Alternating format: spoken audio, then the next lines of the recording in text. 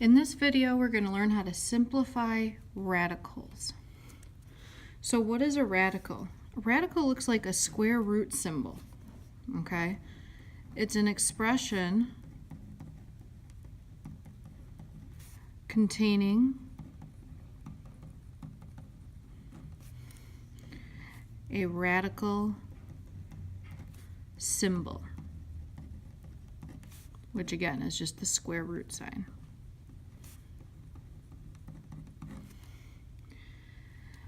What is a perfect square?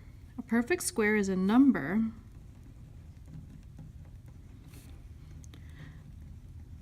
whose square root is a whole number.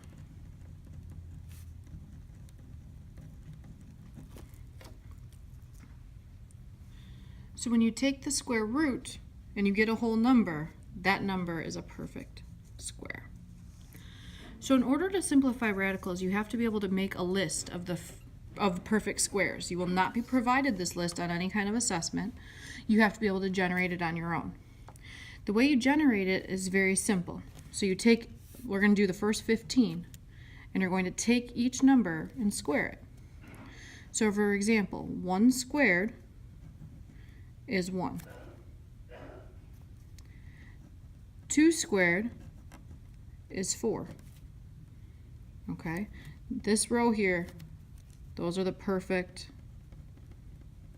squares. And again, the reason they're perfect squares is if I square root this number, so for example, if I did the square root of 4, I get 2, I get a whole number. The square root of 1, I get 1, which is a whole number. So I'm going to keep creating this list. 3 squared is 9. 4 squared is 16. 5 squared is 25. 6 squared is 36. 7 squared is 49. 8 squared is 64. 9 squared is 81. 10 squared is 100. 11 squared is 121. 12 squared is 144.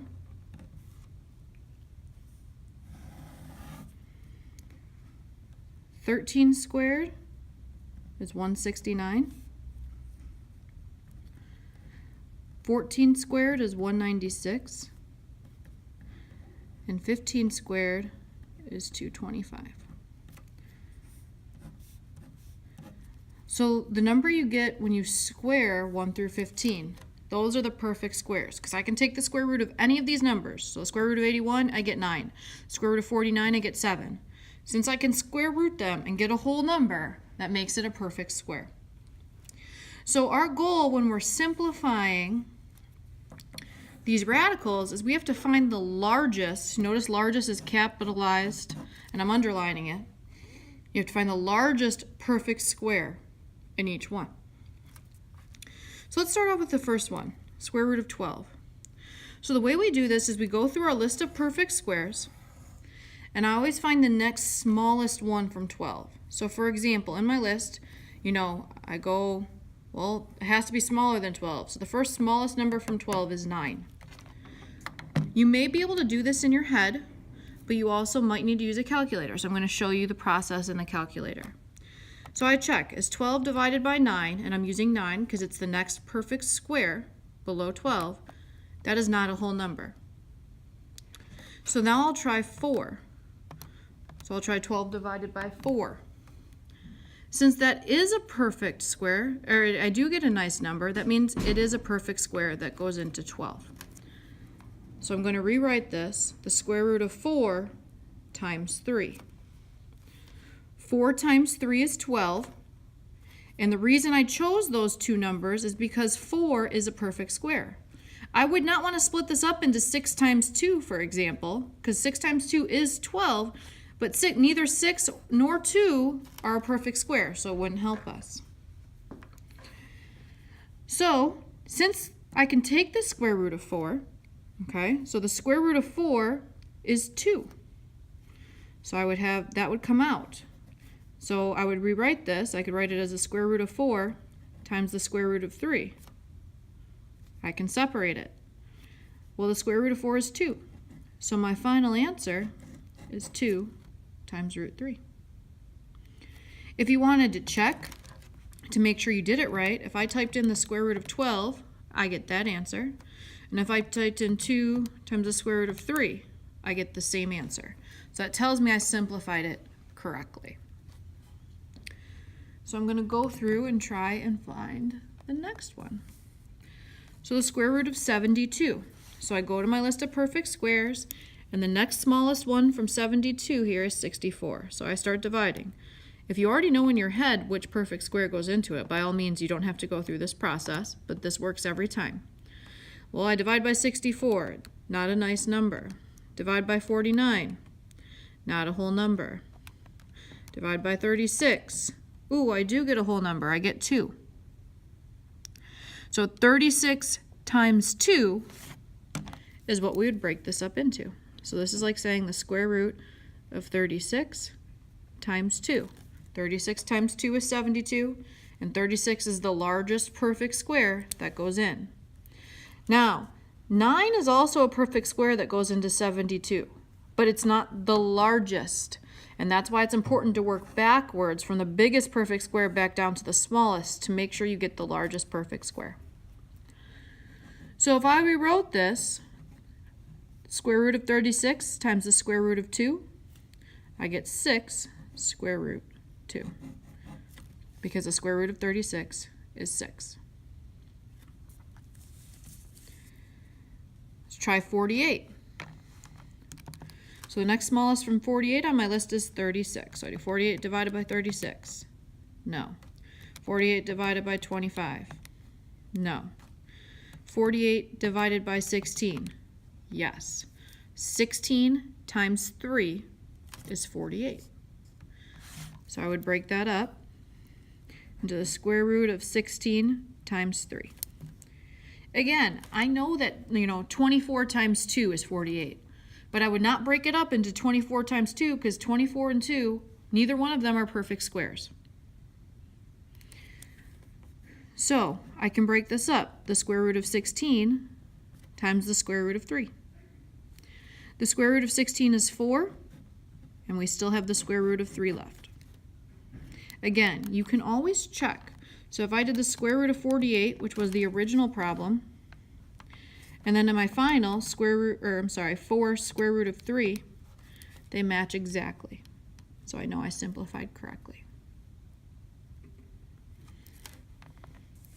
Let's do another one. So I'll show you how we would check. So 75, the next smallest perfect square from 75 is 64. No. Then I would try 49. No. 36, no.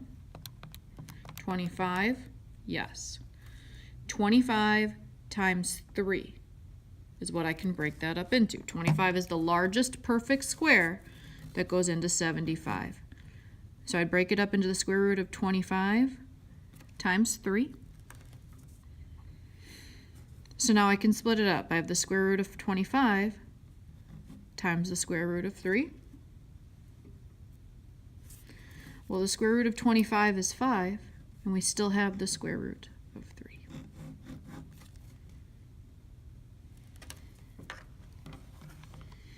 Let's do a few more together.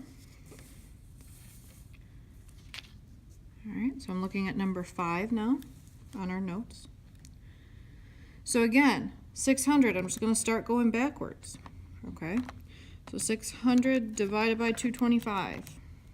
600 divided by 196 divided by 169. You have to sometimes, if you don't know automatically what the largest perfect square is, then you have to go through this process.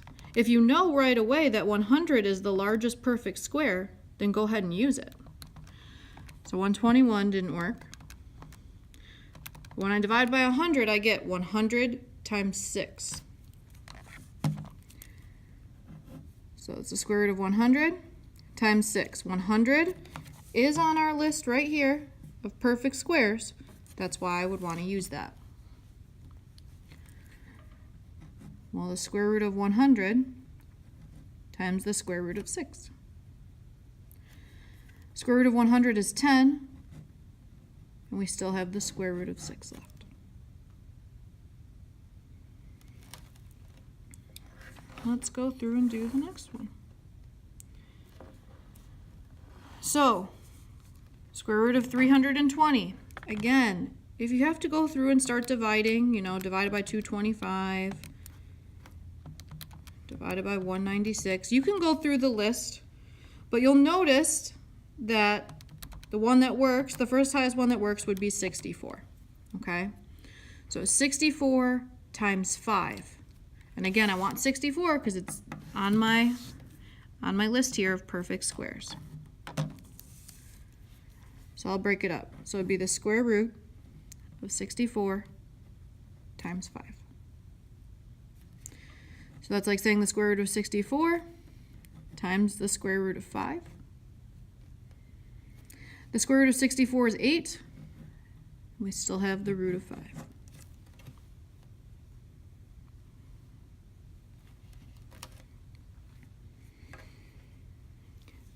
Let's do 180.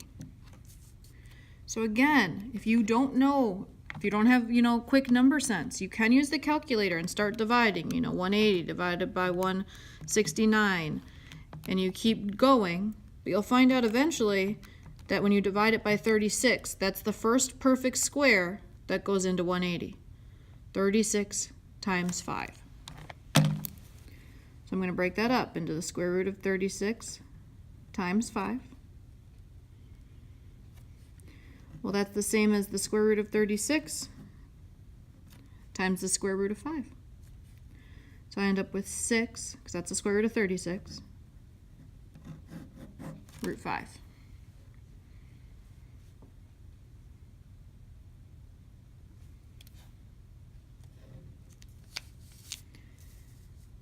$98. Start dividing. See what the largest perfect square to go into 98 is. So when I start going, 98 divided by 81. No. Divided by 64. No. Divided by 49. Yes, 49 times 2. So I have the square root of 49 times 2. So we're multiplying the square root of 49 times the square root of 2. The square root of 49 is 7. And we still have root 2.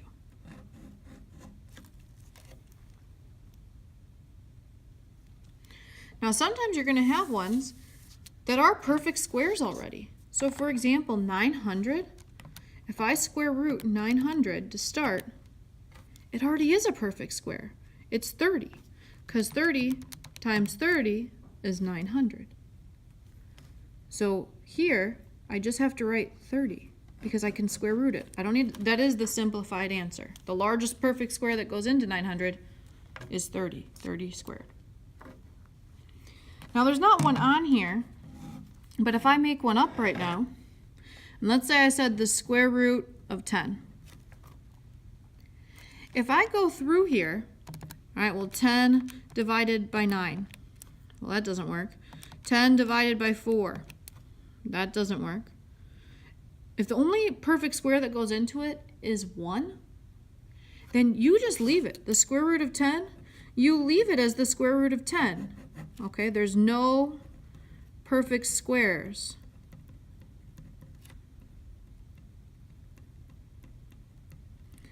In the number. Okay. Let's do a few more just to make sure you have as many examples as you need. So for number 10, the largest perfect square that goes into 20 is 4. 4 times 5 is 20.